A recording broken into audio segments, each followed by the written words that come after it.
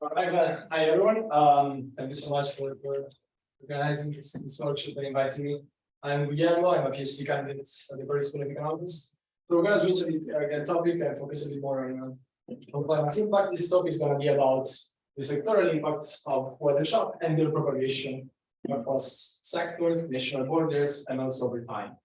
So the main motivation can be summarized by these two newspaper articles that came out on different sources last summer, where they talk about different weather shocks, such as the drought in China or the European heat waves, and how some localized weather shocks in a specific region, a specific province in China, or in a specific European region, can propagate and harm sectors that are positioned elsewhere in other countries and also in other stages of the supply chain.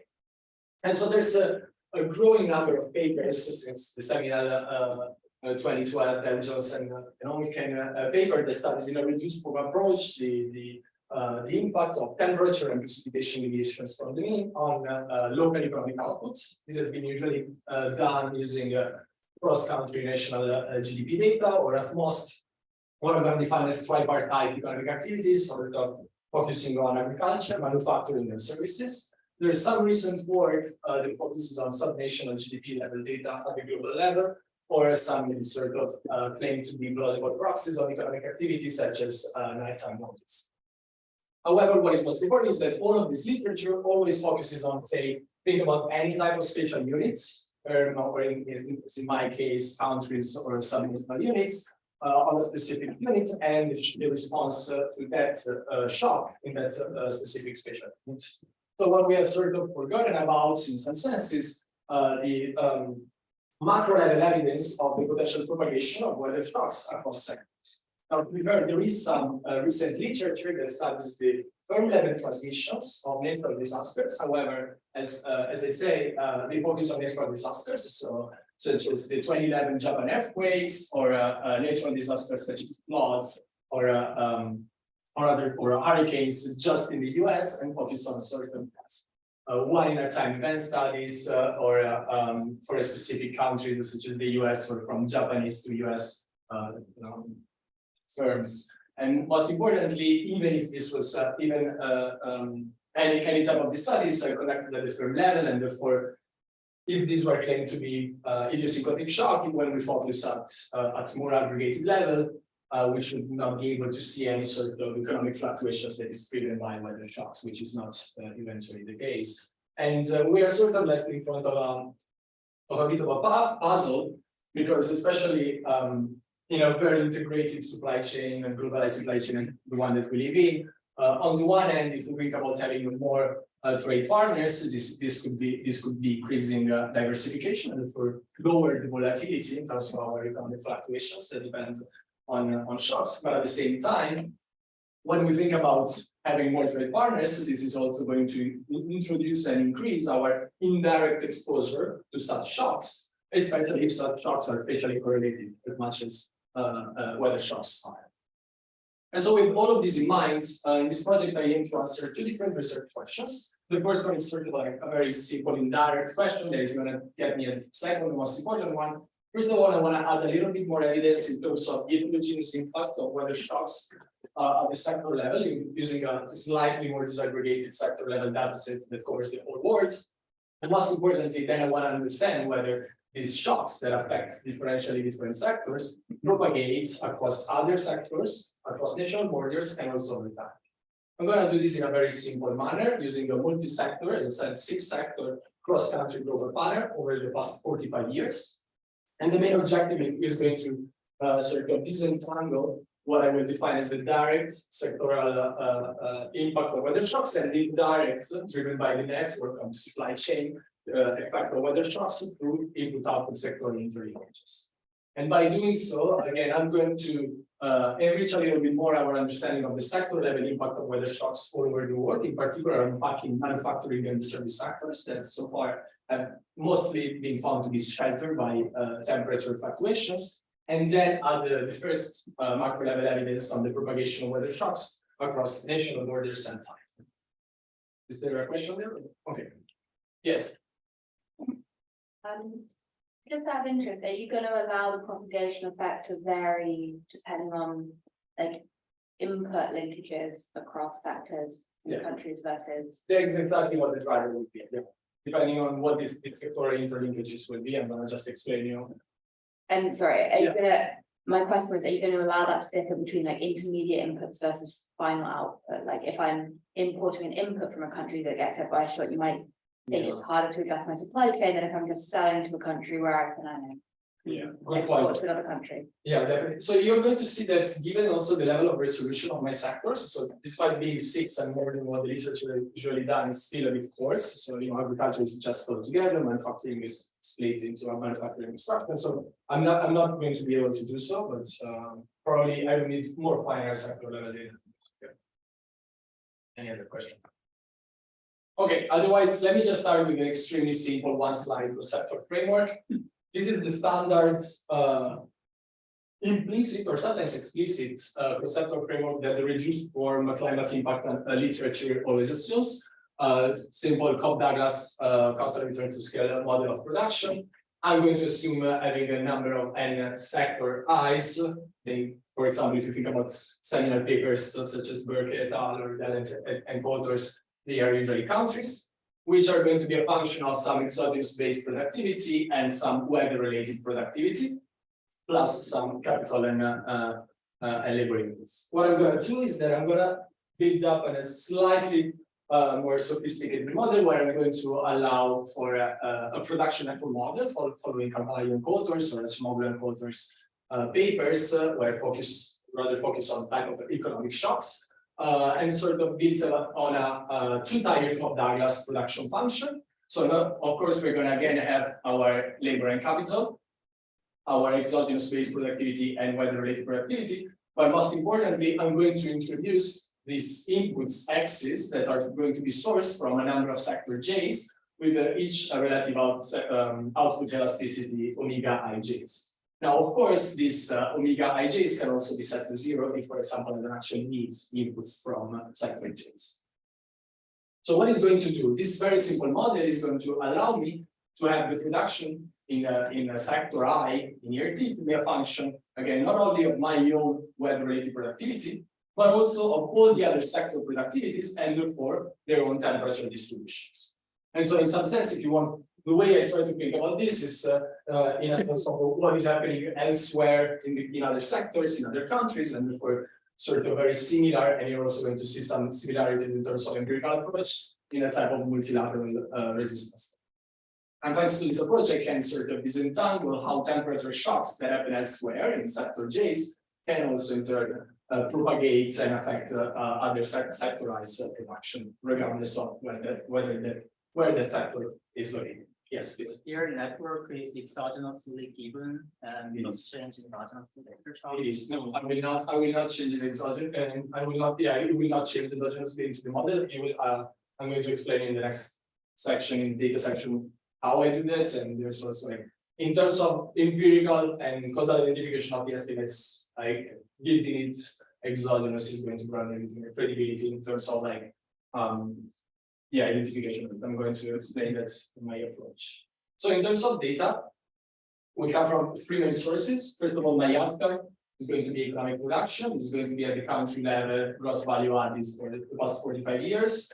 As I said before, this is going to be in a slightly more disaggregated manner than the literature. We have just one sector of agriculture, a couple for the secondary mining, manufacturing, utilities, and construction. And most importantly, we have 3 different sectors in terms of services, such as wholesale, retail, restaurants, and hotel, transportation, and other activities that mainly embeds the financial and the government sector.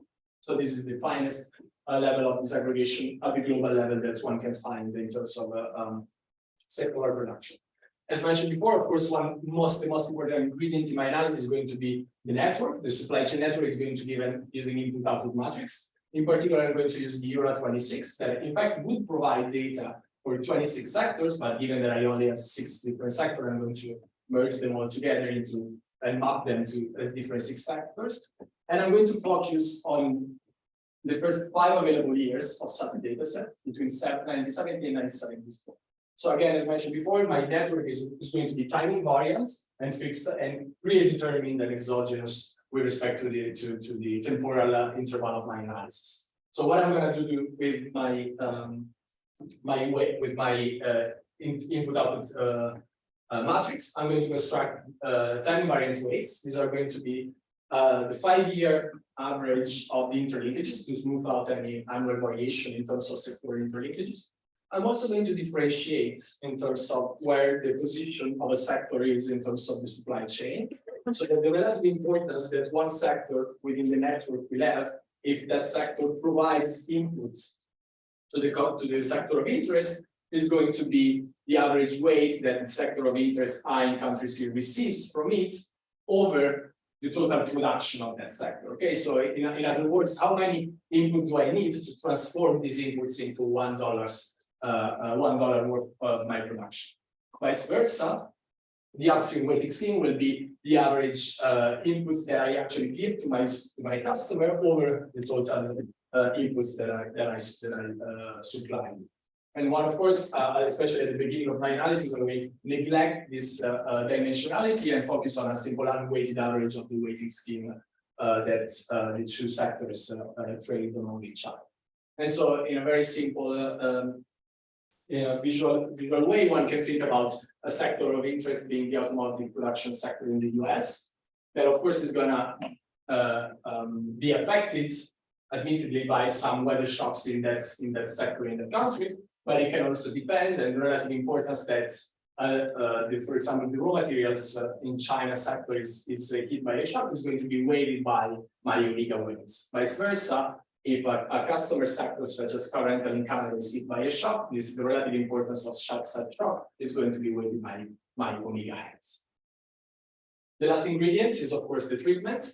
I'm going to use the most common weather data source coming from the year 5. I'm going to use daily temperature and precipitation data. So I'm going to very much depart from the climate impact produced from literature that usually uses temperature levels or like high order polynomial of the temperature.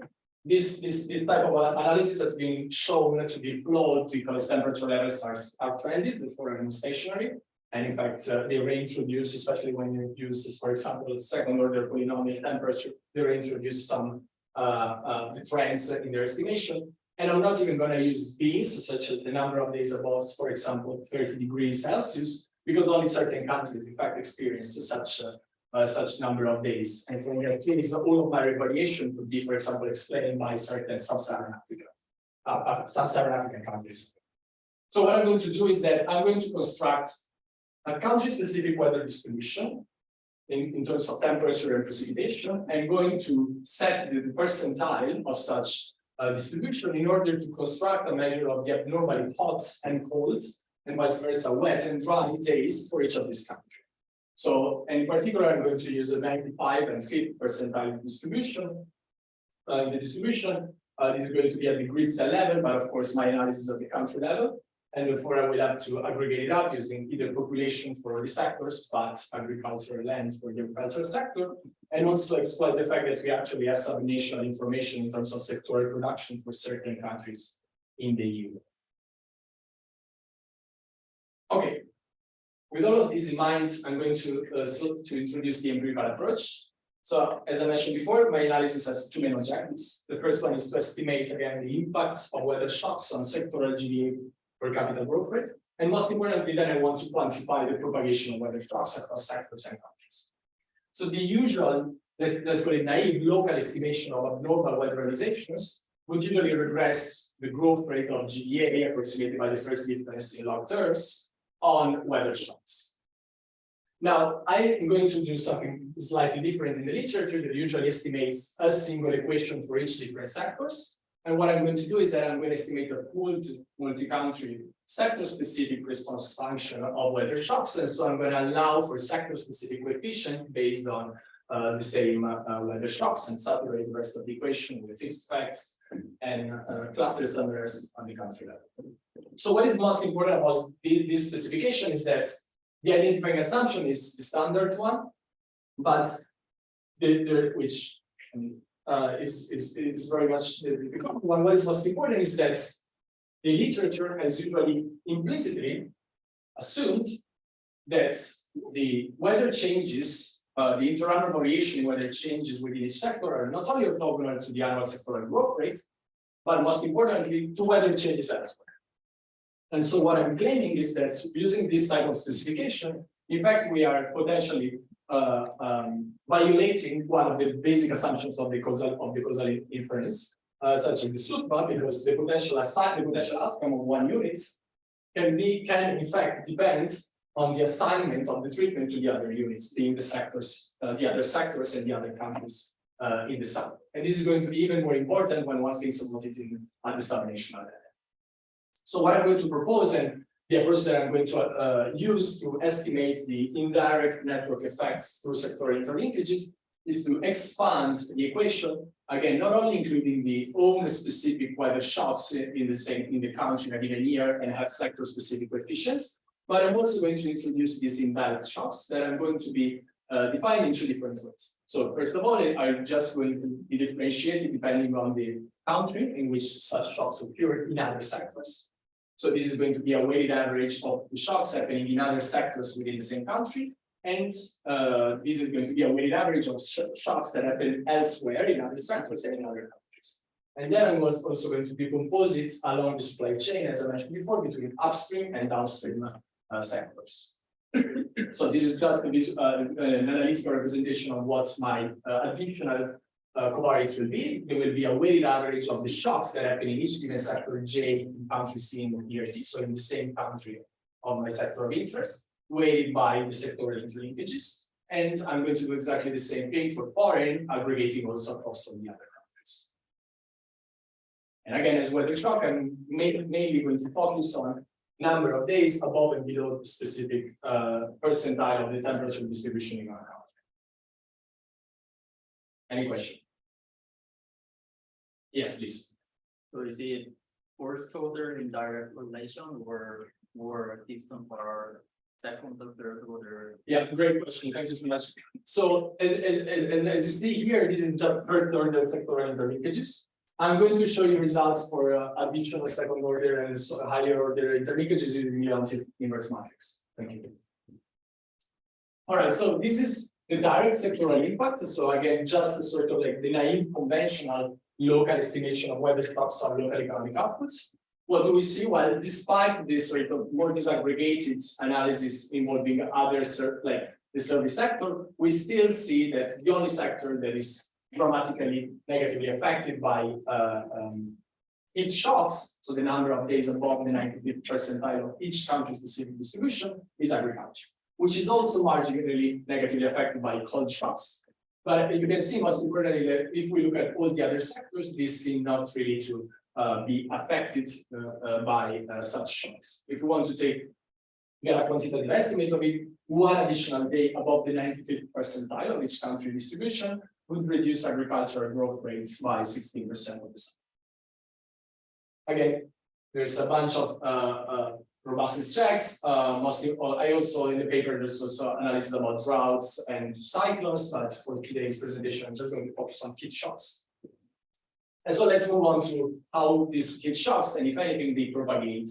So again, I'm going to estimate the same equation, but account for the shocks that happen in other sectors in other countries within the same year in the estimation method, and again focus on heat shocks. So what I'm showing you here, Sorry, just 2 slides ago. So this is, I guess, it's a global study. So this is for the entire world, but I guess there is huge variation across space, or is it kind of everyone looks the same? Let me see if I have it among the even within, even within different sectors, because I guess the sectors are also right. So the agricultural sector in India might be slightly different than the one in Europe.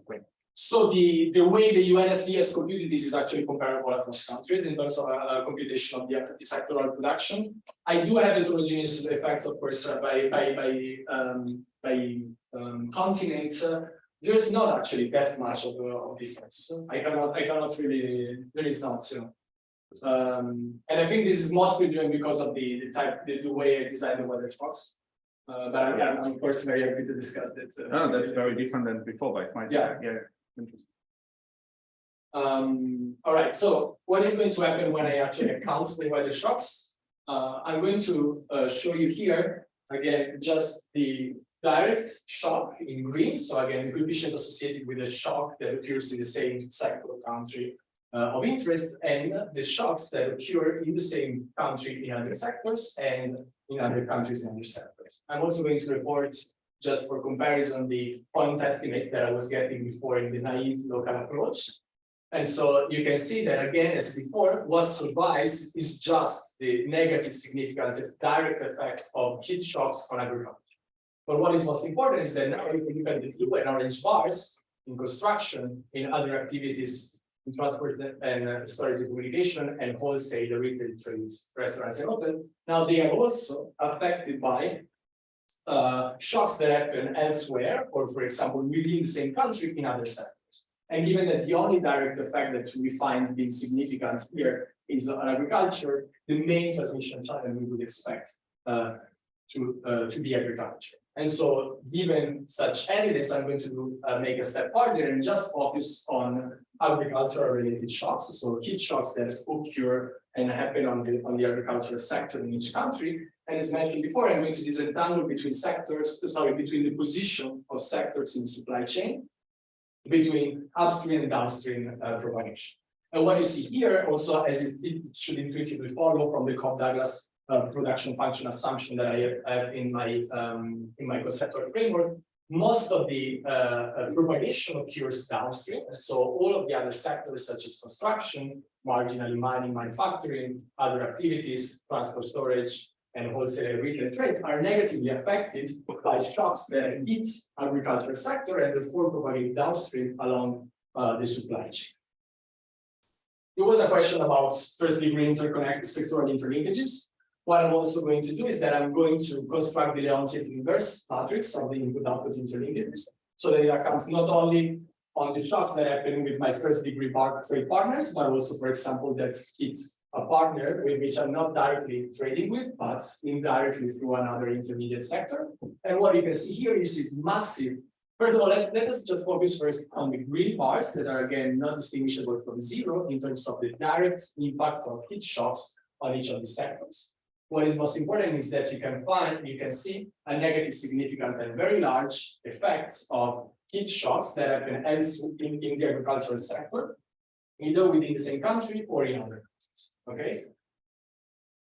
All of this, and I kind of underlined it also during the presentation, was always focusing on a given shock happening all over the world, weighted by the supply chain importance in the same year. One can wonder about the temporal persistence of these shocks. So there's a huge debate still ongoing in terms of like level versus growth effects and temporal persistence of heat shocks. Usually, the literature has nowadays sort of agreed that when we look at the local direct effect of heat shocks on local economic productions, the effect is a level effect, meaning that the growth rate is hit, but then it goes back on its last growth path. What happens actually, and this is exactly what I also find, again, just from agriculture, when I estimate the local effect of heat shocks, what is actually most important is that when we focus on network shocks, so agricultural shocks either in the same country or in across countries, while these shocks seem to be fairly persistent and negative over time across all the sectors except for the manufacturing. So this may suggest that there's temporal persistence of the shocks, maybe driven by the stickiness of the production processes across the supply chain. So what do we learn with this? In order to answer this question and to conclude, I'm going to do a couple of counterfactual exercises. First of all, I want to compute the welfare losses that are due to recent warming. I'm going to do this by computing the sectoral impact of the recent warmings over the past 20 years, if we were to omit and when we are actually accounting for spillovers. And I'm going then to compare this to a counterfactual growth rate when if the number of days above the 95th percentile distribution had been linearly evolved with respect to its baseline. We of course know that there's part of climate change that would have occurred regardless of its anthropogenic nature, respect to the 20th century. And so I don't want to fix climate back to that, or support counts for adaptation. And so I'm going to sort of compare the relative losses if we were to account or not for spillovers with respect to the baseline trend. So you can think about this as sort of deep in this strategy. I'm going to get this for each sector, and then I'm going to aggregate it for each country using the average sectoral deviations. And so here I'm showing you the world map. On the top of the slides, if we are just account for the local heat shocks conditions that negatively damage the sub-Saharan Africa, part of like Southeast Asia, part of Latin America. But what is most important is that if we are also accounting for spillovers, and so we are actually allowing for dependence, a heat shock does not happen in isolation in one single country or in one single sector, but all across sectors and countries, then we can see that the average annual loss in terms of GDA per capita percentage would be 1.4%. If I have 1 more minute, something like that, there's an additional counterfactual exercise that I do, and this is going to rely on shocking either one single subregion or one single country in my production network, and try to see how, depending if we were to shock, say, if we were to shock Sub-Saharan Africa versus Northern Europe, how such additional day of hot temperatures in each country within each region would actually propagate across the world in terms of GDA losses. And I'm going also to do the same exercise to avoid sort of aggregation biases for each of the countries.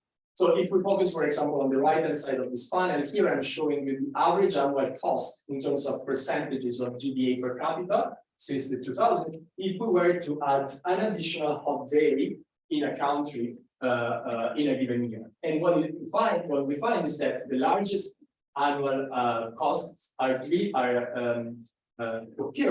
if we top the US, the India, the UK. So in fact, what of course it says is that how it is going to matter, it is going to matter on the centrality of each of these countries in the production network. And this is going to have large repercussions for all the countries that trade with them.